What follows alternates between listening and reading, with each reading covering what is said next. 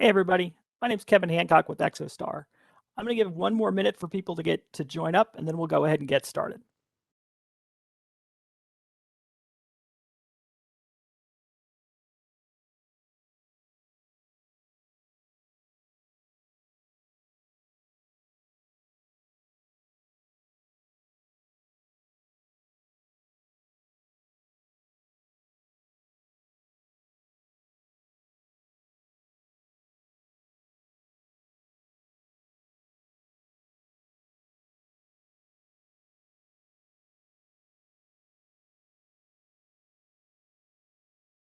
Okay, everybody, let's go ahead and get started. So let's do a couple housekeeping items.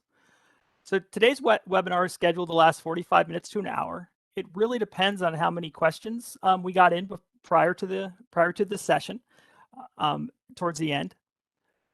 All participants will be muted to enable speakers to present without interruption. A large portion of today's event is dedicated to answering those questions.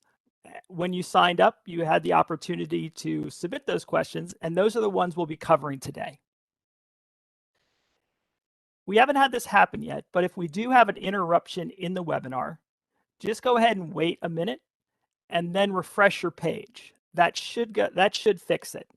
If for some reason it doesn't, this recording will be posted and you'll have access to it from that same URL that you got in the invitation. For your convenience, there's a link in the YouTube description to a glossary of commonly used terms, acronyms, and initializations that will be referenced during today's webinar. This webinar is being recorded. It'll be available on demand via the Exostar resource library. That's www.exostar.com/resources after this event, and it'll be with that same YouTube link you received. If you'd like to speak with one of our industry experts or request a copy of the slide deck, please reach out to us at cmmc-team@exostar.com, or you can use the live chat feature at www.exostar.com if you come to visit our website.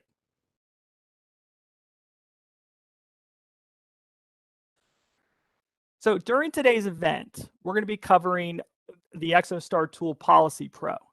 With that, there is a free trial, and we would encourage you to go ahead and sign up for that free trial if you haven't done it before we get started today. That way you can follow along with us as we take you through the exercises, and you'll be ready to go and be that much closer to your NIST 800-171 compliance requirements.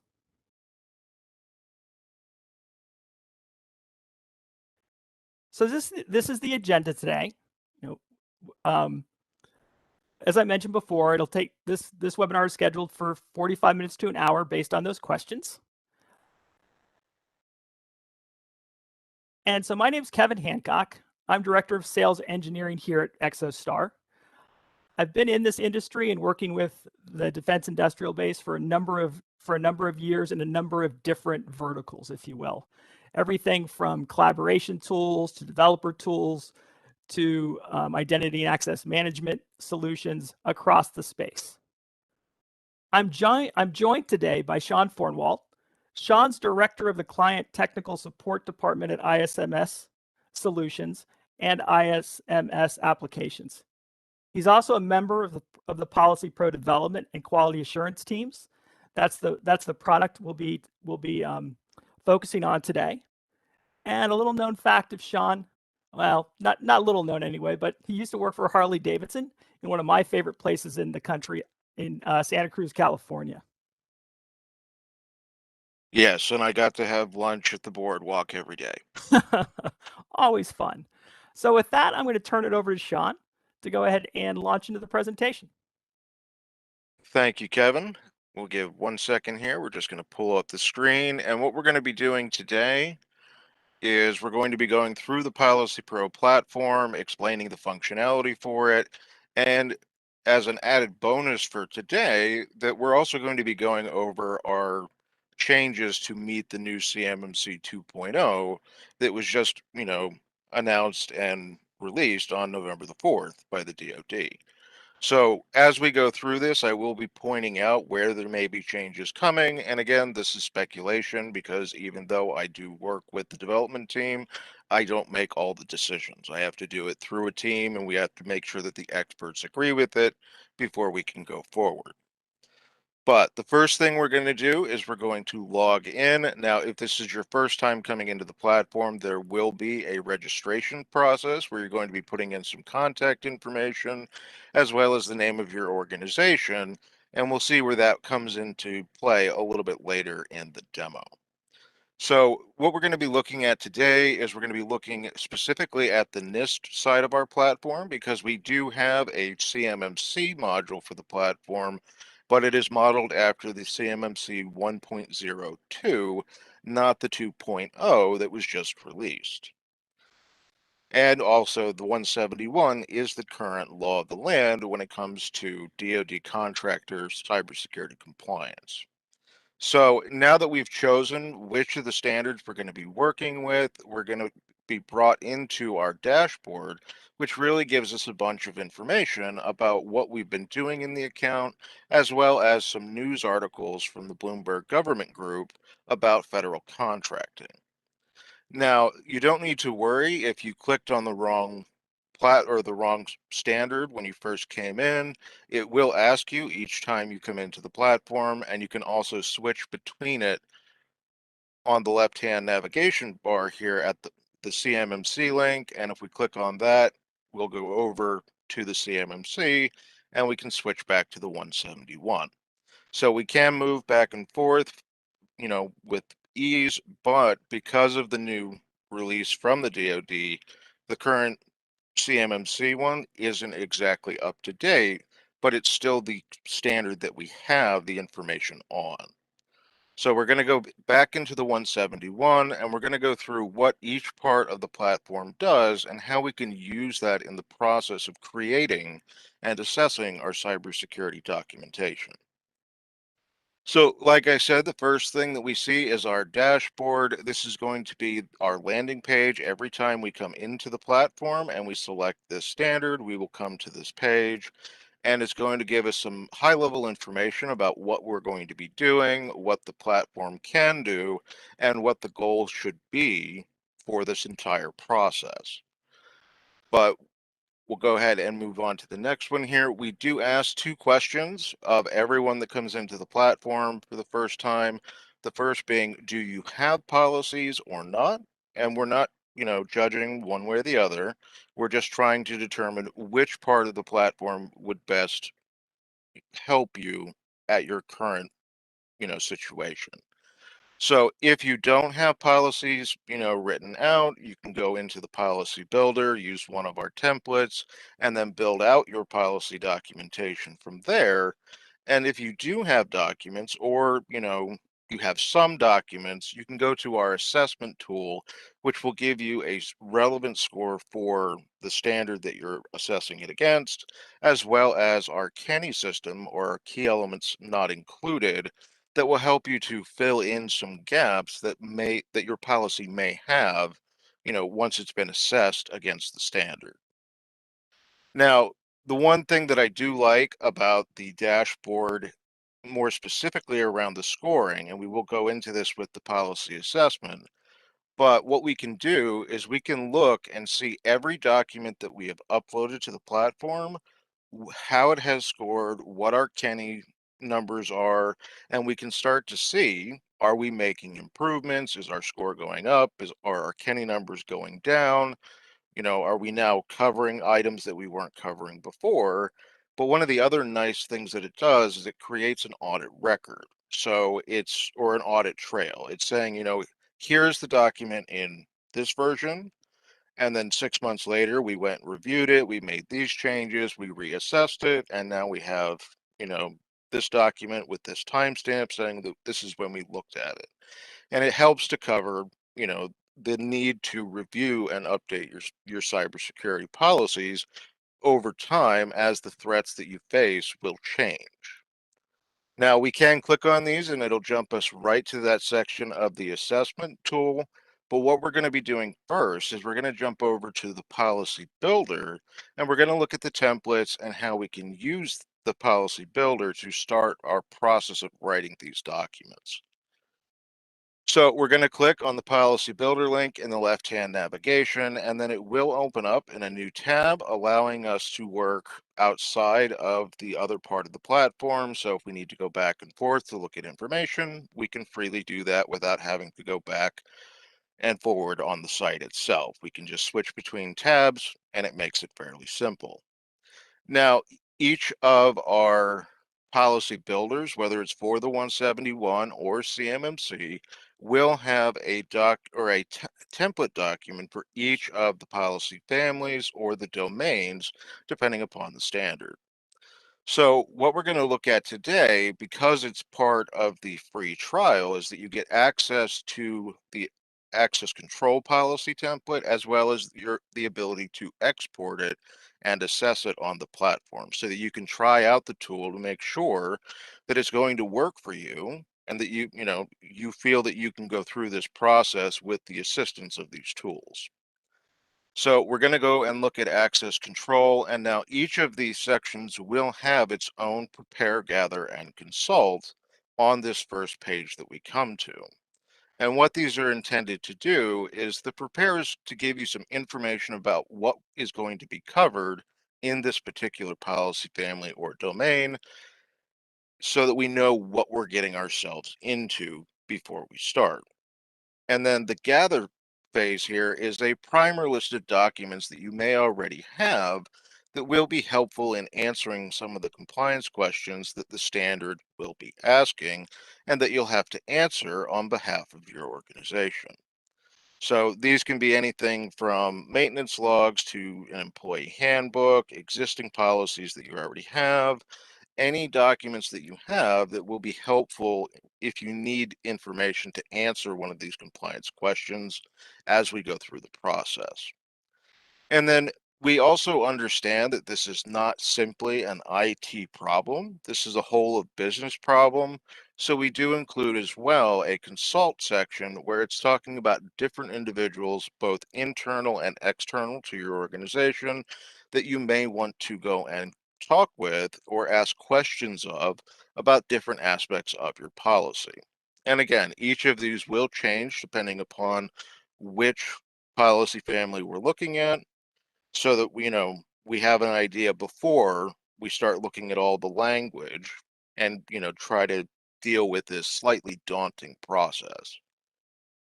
But once we've gone through that, we have a basic understanding of what we're going to be doing, what we need to get together, and who we need to talk to. We're going to jump into the policy builder itself and look at the different tools that it has, for us to build out our documentation. Now, I had mentioned earlier during the registration process that we do ask for your organization's name. And the reason for that, other than billing, of course, and also making sure we're talking to the right folks when we're talking about technical issues, but it allows us to intersperse your organization's name throughout the template for you already. So you don't have to go through and do a control, find, and replace. It will simply put it where it is applicable within the template language. Now, this information is not changeable from this particular page, but if you do need to change the organization's name or the spelling or any issue that comes up with it, our support staff is standing ready to be able to take care of that for you, and it usually takes about an hour with a full turnaround. And that depends on how busy we are at any point in time, but it's a relatively simple fix that we can take care of relatively quickly. Now, the next one we have here is our department. This is going to be the responsible department for both the enforcement and the maintenance of this particular policy. And we can put in here anything that we like. I have IT security at the moment.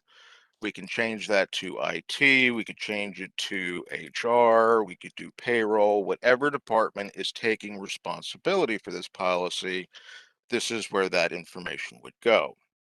Now, again, these items at the top are not requirements in any way or form. They're simply housekeeping items that will help you be more organized with your documentation. So once we put in our department of who's responsible for this policy, we can select our issue date. And this again goes to that audit trail because we're saying that as of this date is when this particular policy was issued. So we know that anything previous to that would have been under a different version of this particular policy. So we're showing that we're making iterative changes as appropriate upon review. So we're going to go ahead, we're going to select our date for today. So we have the 18th, it will update that, and then we're good to go to the next. So the next one, again, who is the person who's signing on the dotted line to approve this particular policy? This could be your IT director, it could be your CISO, your CEO, whoever's going to be putting their name down so that we know who to go back to if we have questions about the approval or the implementation. And then the last one that we have is just our versioning or our tracking number. You can put in whatever you want in here. You can do ABC 1, 2, 3, and any number of special characters, and it will save it so that you can have your own naming convention for however you want to name this particular document. Now, all of these items will show up on the first page of the exported template in a table. You can remove the table. You don't have to use this information. It's just helpful information for organizing your policies. And with that, now we're going to step into the actual policy language and go through how we can make changes and what each of the different sections is for as we go through the process. So our first one here, we have to define a purpose. Why are we writing this particular document? And again, we have some boilerplate language here. You can read through it. If you like it, you can adopt it. If you feel that parts of it need to change, you can change parts of it, because once you export this, or once you start making edits really to the policy builder, you are now creating your policy document because you've changed the template that was there to begin with. So you're now building out your organization's policy about access control. So it should be, true to form of what your organization is doing around these different controls.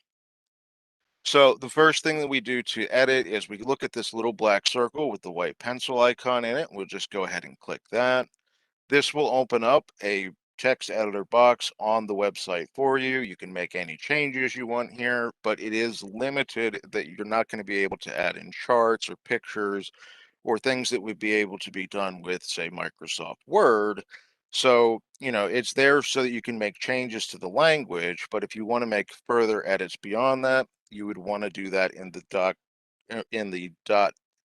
document that you're going to get upon exporting.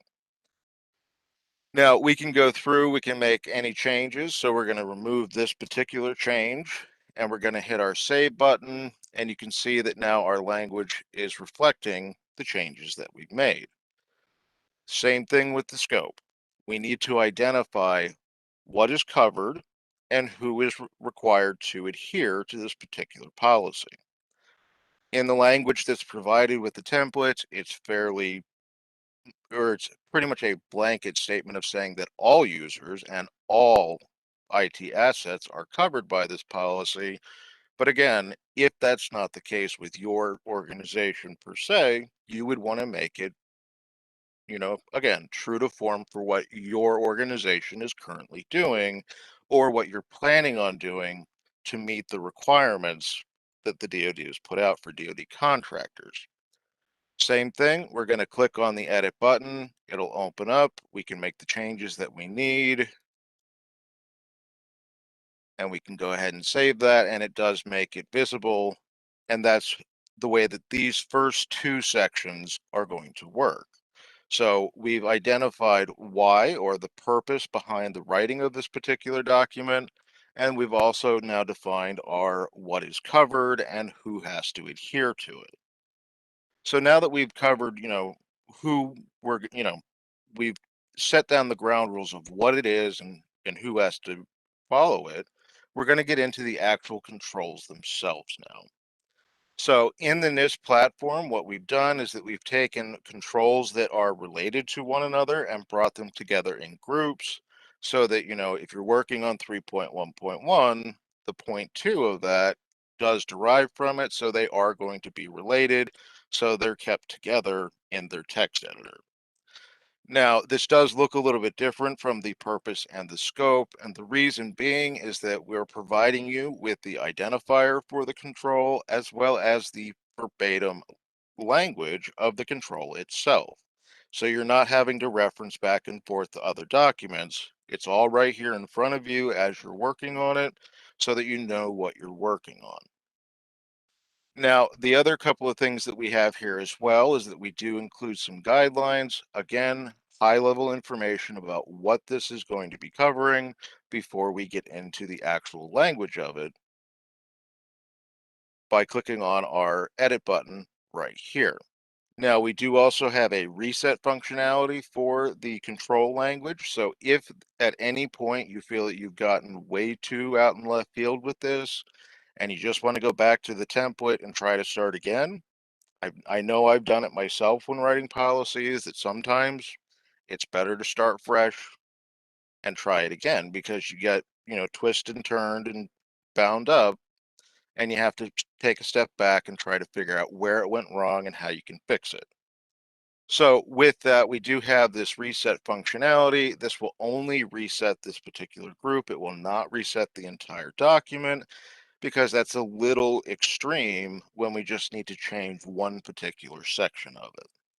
But it will do a confirmation, and then you'll just click yes if you want to reset it, and we'll go ahead and do that. Now, what we can see is that this timestamp updated. So this is saying that on this date, at this time, at Greenwich Mean Time, this user made a change to this section. So if you go in here and you say, this isn't what I left it as, I can back out of it. I can see who made the last change, and then I can ask them, hey, did you make this change? And then you can have a conversation about it. And it also keeps track of who's making the changes in the account itself, as well as the time or the date and the time. So it helps with that audit trail of showing that you're going back in and reviewing and updating as we go, further forward in time. But what we're going to do now is we're going to go ahead and click our edit button. This will bring up the text editor. We can click on this double-sided arrow icon. That will expand the text editor out so that it's at full screen. And then we're able to adjust the size of these windows themselves so we can see more of the language as we're going through it. And then we have our second one here as well. We'll do the same. We'll just drag that down and make it a little bit bigger. And we can go back and forth and make sure that we're not having contradictions because the one does derive from the other. So we go through, we look at the template language, we determine, is this what is this what my organization is currently doing? So if we go back up here to the top, we can look and see that, it's saying that all accounts are created, or all account creations are submitted by the department manager to the IT support email for completion using the account ticketing system. Well, that may not be what you do, because I know that's not what we do at ISMS. So what we would do is we would change this and say that, okay, department manager is fine, but this isn't really a thing. So what I'm going to say is, we have the IT support at ISMS apps.com.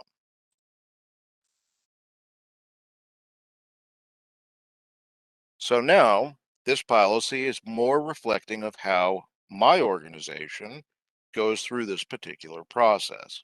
And what we can do is we can go down and we can look at all these, template language pieces and say, well, that's close, but it's not quite, but maybe that's a good idea, but this is how we do it.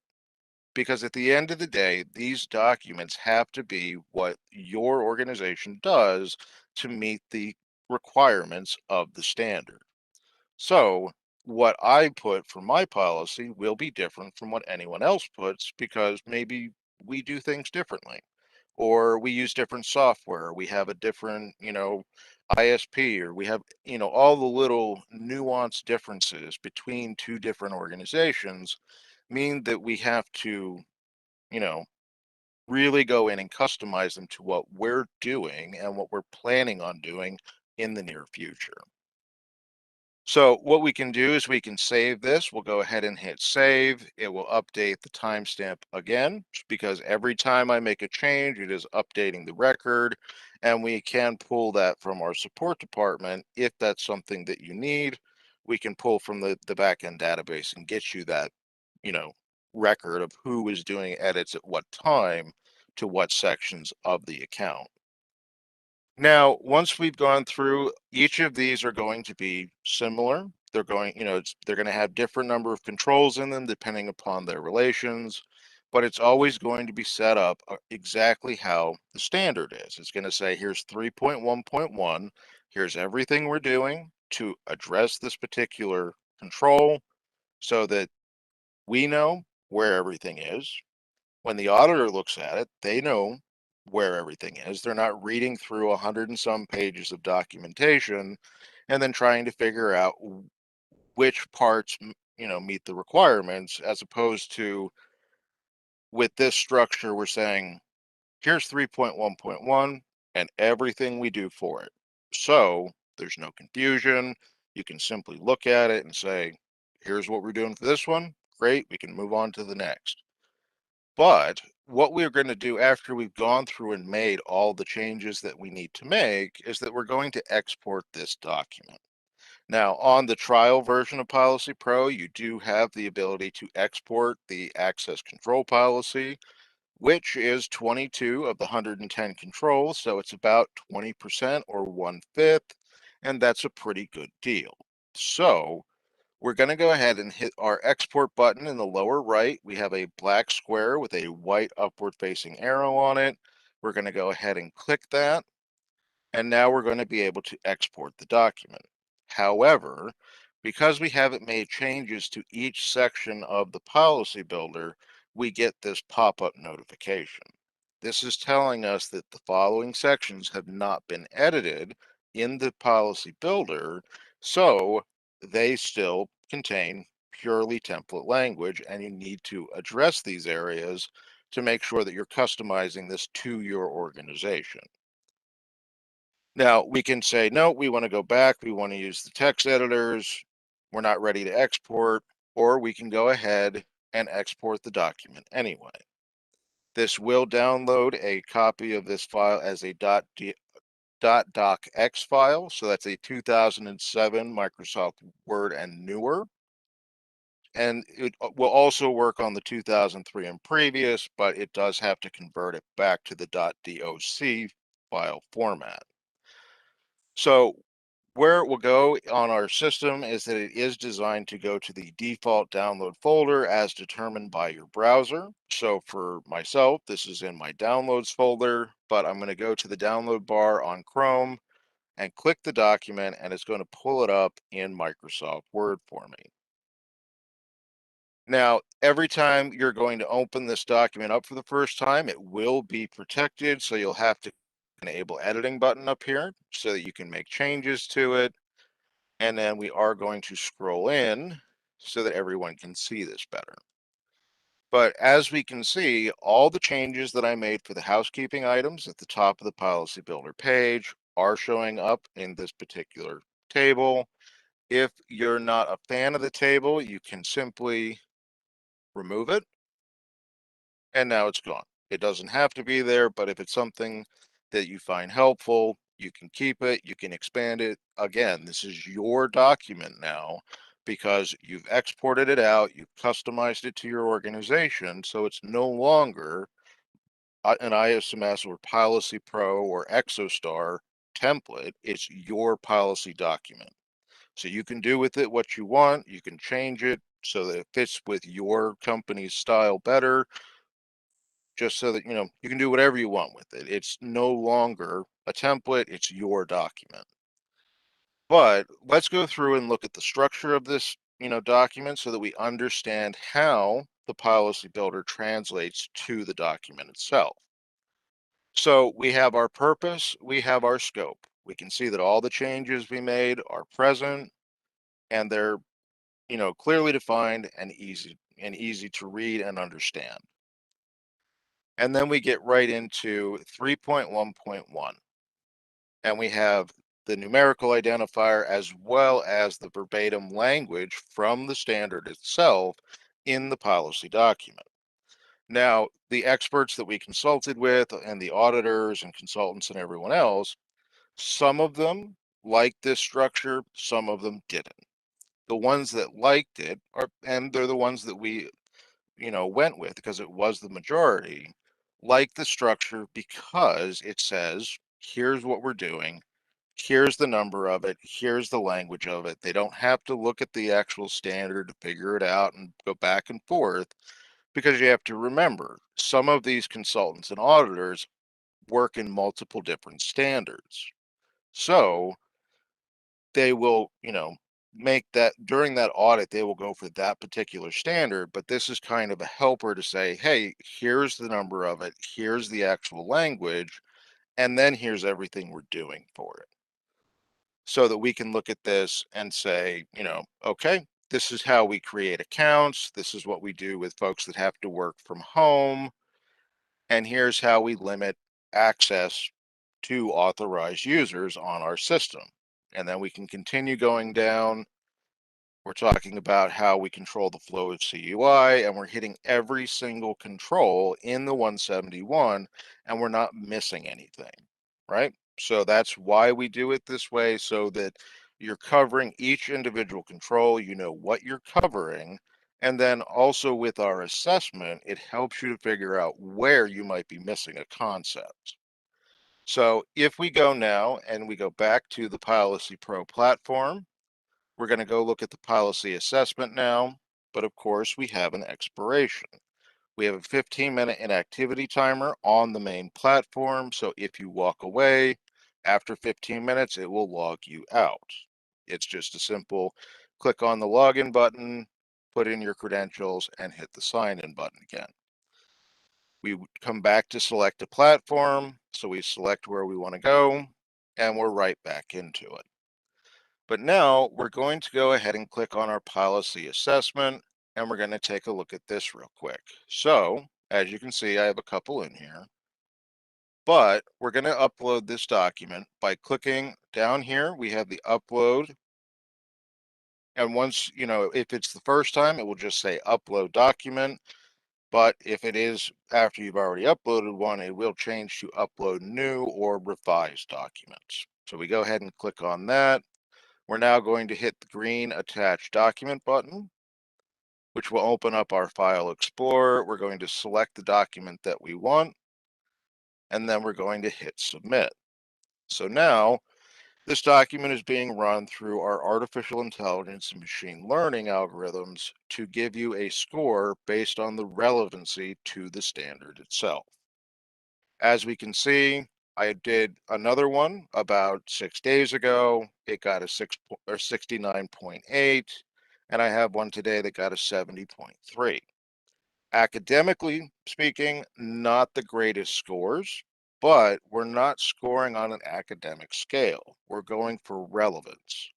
So this document is 70.3% relevant to the access control section of the 171. And with this score, anything above a 50% is considered to have covered most of the items that you have to cover. In order to determine the scope of the items that still need to be covered or may not be fully covered, we go to our Kenny's, and we'll get to that in just a second. But we do have two other metrics that we are also measuring here. The first one, if you're using one of our templates and you have not made sufficient customization, it will tell you that it is too similar to the model documents. Now, in this case, it's saying that it is appropriately different, meaning that I have crossed that threshold of required customization, and it is now my organization's document for what it's worth. Now, as we saw with the export, about half of it wasn't touched, but over half of it is saying that it was customized properly. And the same with the word count. It's just checking to say, if you put in an awareness and training policy here, it's going to be way too short. So it's a check to make sure that you put the right document in the right section, but it's also to say you're not going to cover access control in 500 to 700 words. You need to be, add more detail, expand upon what you're doing to make sure that you're actually covering everything. These last two items don't positively or negatively affect the score. They're there as just a check to make sure that if you're using one of our templates, that you've customized it and that your document explains what you're doing well enough by being long enough. Now, I mentioned about our Kenny pointing out where we may have deficiencies or where we may be missing something in our policy document.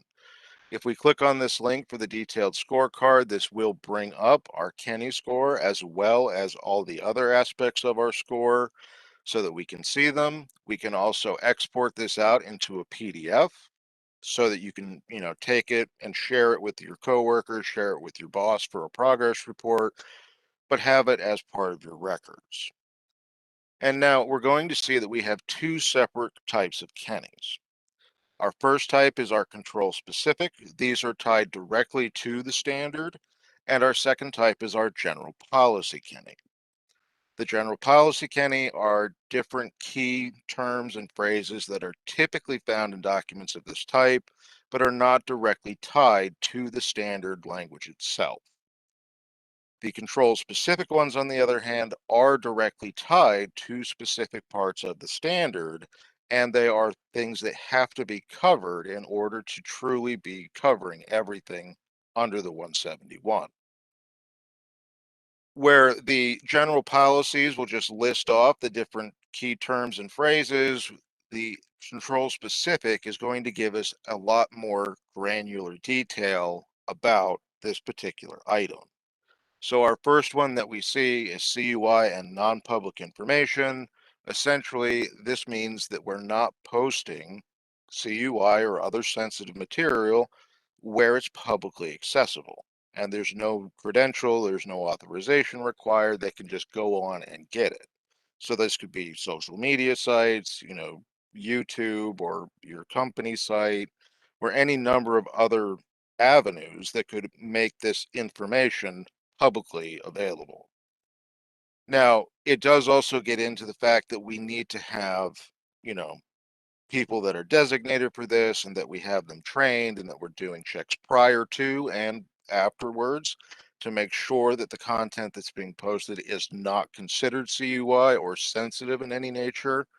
So we would want to go into our policy and make sure that we're covering those items. Now, the reason why I like this particular Kenny is because it does show one thing in particular about the Kenny score.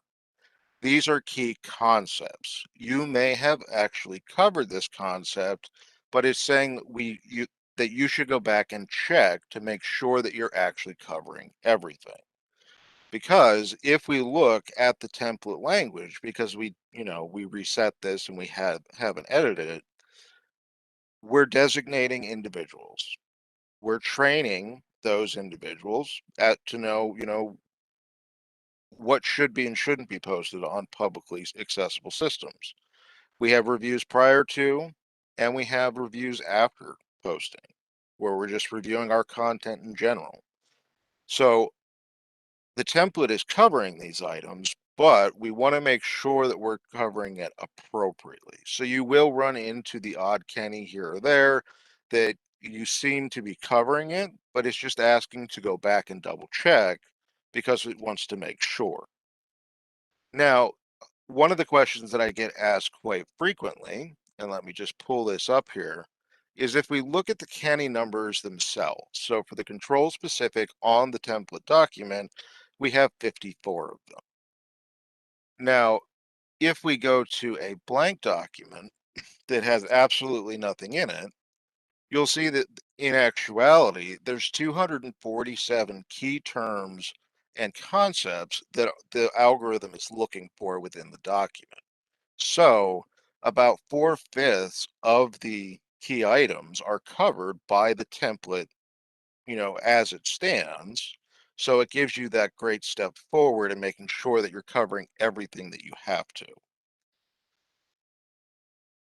Now, once you've gone through this process, you've assessed it, you go back in, you make changes, you reassess, and then you're good to go. There are some other things that are helpful for you during this process.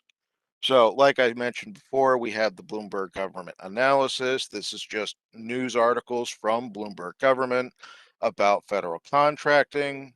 Once you sign up for a free trial, while you have the trial, and if you subscribe, you will receive a weekly newsletter with the relevant articles of the week, and they are available for you to browse as at your leisure. The next thing that we have is the Ask the Auditor. So this was set up because we were getting questions from contractors about the audit process. What happens during an audit? How do I prepare for it? Do I need a lawyer present? What happens if I don't, meet the compliance requirements? So what we did was we reached out to one of the auditors that we worked with, who's been doing this for about 30 years, and said, we would like you to answer these questions in a video series because we don't want to alter your answer in any way. We simply gave him the questions from our users, sat him down in our DC office, and recorded his response. So there's videos here that as we put new ones on and new topics and frequently asked questions come up, but this way you can get those answers directly from an auditor about how do they prepare for an audit? Should you have an attorney present? What happens if you don't do this stuff? And he explains it, so that you can understand it from his perspective as an auditor. And then we have what is my absolute favorite part of the entire site, which is the reference library, because we understand that this may not be your bread and butter. This may not be the thing that you do at your organization. You just got voluntold that you were going to do it. So what we've provided is a reference library that's broken down into just general IT policy stuff, the NIST standard documents, and then each of the individual control families has a section within the reference library. So if I'm working on access control, I can go to access control, and if I'm working on VPNs, because with a lot of folks working remotely, we all love our VPNs, and they're always the best. But maybe my organization isn't using one, but we should be, but I don't really understand what I should be getting, what I need to do. So what I can do is I can click on the 877, and I can go and I can read, what does the NIST.gov organization have to say about VPNs? I can go directly to the NIST.gov site, right where this document resides, and then I can click on it, and I can look at the documentation itself, read up on what I need to know, and then I'm able to make a decision for my organization about what we're going to do. And what I really like about the way they have their PDF set up is that if I'm looking at this and I'm like, you know, I really need to study up on deployment, so I can click on that in the table of contents, go directly to the section of the document that I need for what I'm working on, find the answer that I need, and then I can go on to the next thing. I don't have to sit here and read the whole 166 pages of this document to understand a VPN. I can read the section that I need to answer the question that I'm working on in the policy right now, and then I can move on. And you have a library of information that we make available and we take you off the site because we don't take pride in authorship in these documents because we didn't write them. The NIST organization did. So that's where we're going to take you so that you have the best information to make the best decision for your organization, by yourselves. But that does show the the Policy Pro platform currently. Now, I did want to just bring up, because I had mentioned it at the beginning, that as of November the 4th of 2021, there was new guidance that was released on changes to the CMMC standard coming in the near future. The earliest that I've heard is probably beginning of December. We'll see some guidance in a rewritten, document about the standard, giving us all the practices and domains and the structure and everything else. But there is a bunch of nuance now with this new change that's going forward. So they're removing levels 2 and 4 from the CMMC. Level 1 is still the same, 17 practices. However, it's now an annual self-assessment instead of a every 3-year third-party assessment. So you can now say, because we only handle FCI and not CUI, we're level 1. We have that contract. We self-attest every year that we have these 17 practices met, implemented, and maintained. Level 2 now is going to be what the old level 3 was, but it's going to be more aligned with the 171, which is why I focused on the demo with the 171. And this will come with a bifurcated assessment where the prioritized contracts will be third-party assessed, whereas the non-prioritized will be self-attested, but a senior executive of the organization has to sign off on that attestation. And then level 3 is what the old level 5 was, and that's going to be, with the 171 and the 172 as well, but it takes the place of the old level 5. But with that, I'm going to turn it back over to Kevin so we can do our Q&A and we can, answer any questions that you guys have about all of this information. Thanks so much, Sean. And I think what you just covered may have actually answered one question that we got in, but let me go ahead and share out. So while I get these questions together, just wanted to remind everyone that there is an exit poll that we'd love to have you fill out. That lets us get your feedback on what kind of topics you'd like, what additional information you need, whether or not this was helpful to you, and will help us prepare, if you will, the next set of webinars that we host. That exit poll link is in the YouTube description. And with that, let's go ahead and answer some questions. So Sean, as I mentioned, I think what you just covered did answer one of the questions we got in, because it says, does this also take care of CMMC 2.0? So that is a good question. And again, it's a speculative point because we got what they want the new structure to be, but they haven't released the actual documentation for it. Right. So and again, I'm 99% sure, and the folks that I've talked with feel the same, Yep. that it's going to be 171 with certification. Yeah, that certainly seems to be the trend and what Right. the indications are, if you will.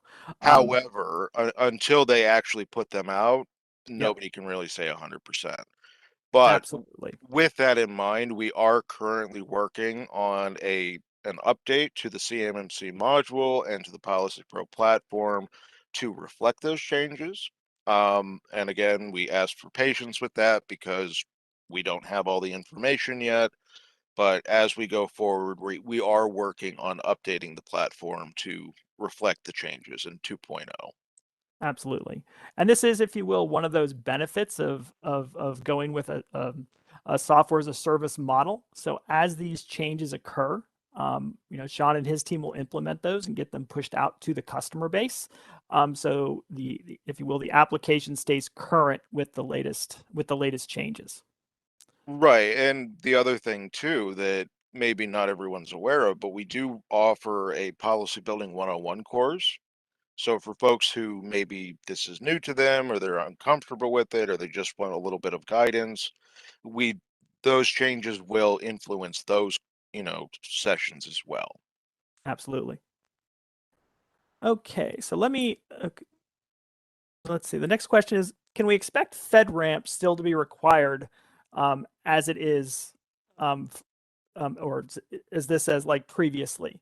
This is for an overseas defense industrial base customer, and they're planning on moving to GCC High. Now Well, I'll let you start on that one. Okay, so FedRAMP and NIST are they're different, if you will. Typically, you look for FedRAMP certification in the applications and solutions that you're deciding upon. So if you're going to be working in a particular application, it is a SaaS-based model. That'll be one of the certifications you look to support your, if you will, compliant practices upon that application. And so you'll look for that kind of certification from the application provider. Whereas NIST typically is more it's internal. It's your policies and procedures. Right. Anything to add to that, Sean? No, I mean, I think you summed that up quite well, is that the FedRAMP certification is to help you choose what services to use, especially when it comes to cloud computing. Yep. So, and again, the NIST is more an internal thing. It's what your company's position is Yep. for your cybersecurity is essentially what your policy should be, explaining. Right.